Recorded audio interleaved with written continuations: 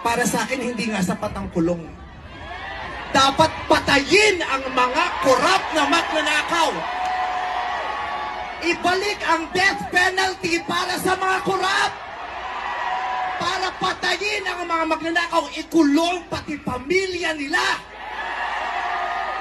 Dapat gumawa ang batas ang pamahalaan para ibalik ang death penalty. Pasensya na po, Father. Alam kong ayaw mo ng death penalty. Ipagdasal mo na lang ako.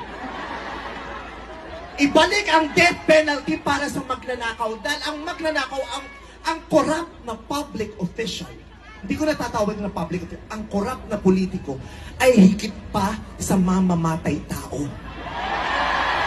Ang corrupt na politician ay higit pa sa magnanakaw. Ang corrupt na politician, ang korupsyon ay higit pa sa terorismo.